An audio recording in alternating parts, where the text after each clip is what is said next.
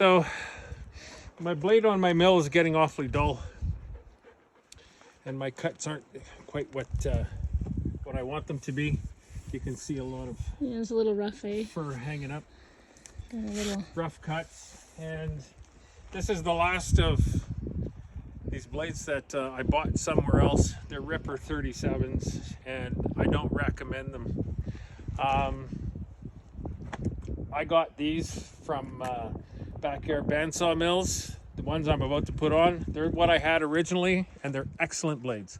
So well, let's change it out and see how it cuts. yeah, for those of you that want a bandsaw mill, this is just an excellent mill. It's easy to change a blade, and I have to take the tension off here to do this.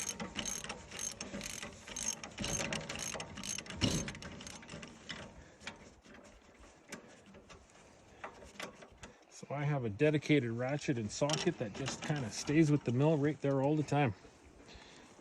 All right.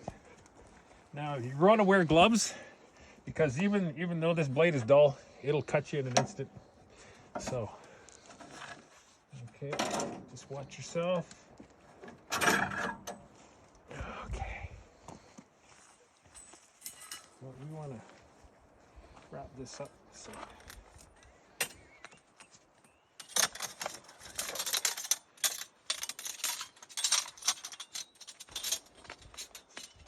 A lot easier to transport when they're like this.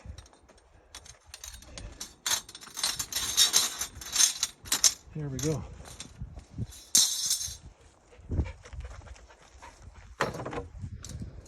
Now here's my new blade. It's got heat-treated tips. Lasts longer. Like this blade didn't last any longer than this log and another short one. So I can't have that out here where I am. And sorry, so say again, what kind of blades were those? Those were Ripper 37s. Ripper 37s, okay. And I've had nothing but bad luck. They've all been breaking on me. Let's see the teeth on those. And as you can see, they're not, if Okay. they heat treat them, they don't do them very well. Oh yeah, look at the, so these are heat treated tips, you said? Yes. So my dilemma is what happens to these blades is you can see the pile of them in that old trailer right there. They break, and they break at the welds.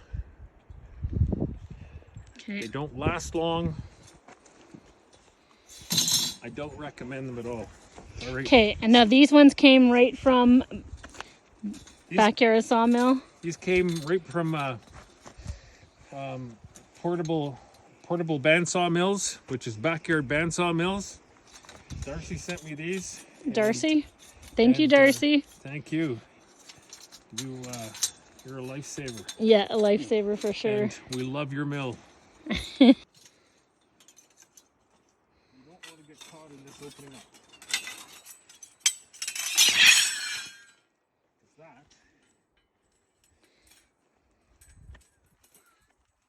All right. Okay, so got to make sure that the blade's cutting in the right direction. So the bottom of the blade out. See, that's backwards. So I have to flip this. So now this blade is cutting in the right direction, as you can see, because it cuts across this way. Mm-hmm.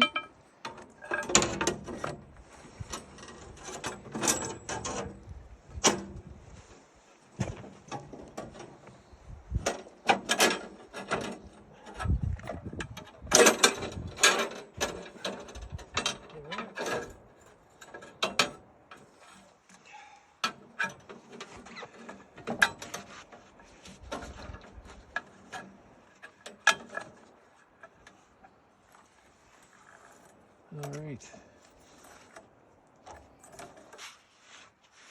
We want to get it where we want it pretty close before we start tightening. And that's right there.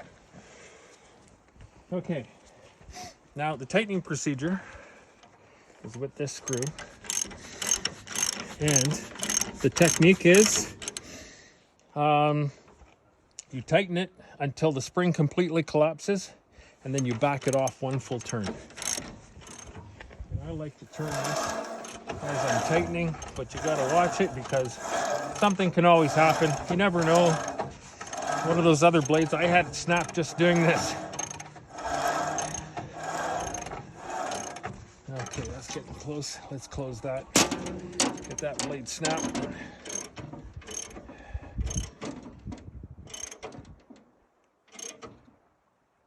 Okay, now that, see, that spring in there, it's a really heavy duty spring, and it's completely collapsed. So, half and half a turn, and we're ready to go again. That's how simple it is to change the blade on this mill. Well, I can't wait to see how smooth the next cut is. So take note of how frazzled this one is. All right. Well,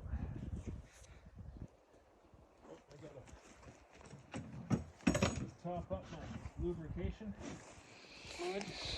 So what do you use for lubrication? So over the years, I've come up with the right concoction that works for me with this dead pine and spruce. What it is those sunlight dishwashing liquid, the cup that comes with it. So it's half a cup of dishwashing liquid to a full cup of pine sol. Fill the 1 gallon jug with water, and that is the perfect mixture for summer. You get no buildup on your blades. And winter, this time of year, I start putting windshield washer fluid in it. And if I'm cutting in the very cold, then I'll be using all washer fluid with that mix. It's more expensive, but I don't do a lot of cutting when it's really cold out.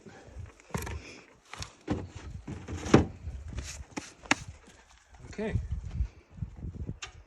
And this mill starts first pull, no matter what. I love this thing.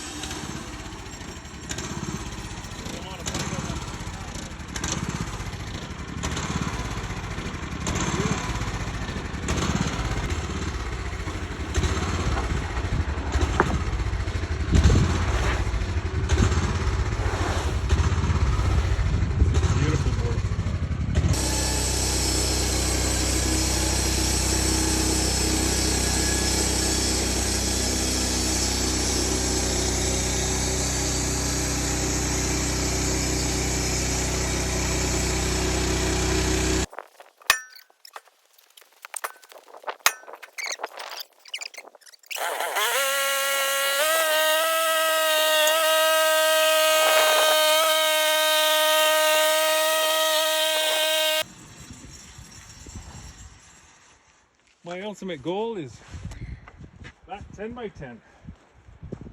These boards are just a bonus. So the boards are a bonus. Let's looks like you got some nice ones. So now, what is this beam?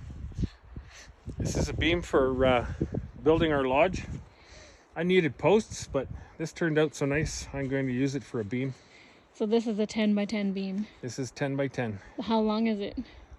I don't know. I think it's about 24 feet. 24 feet, okay. Turned out nice. So changing that blade made all the difference.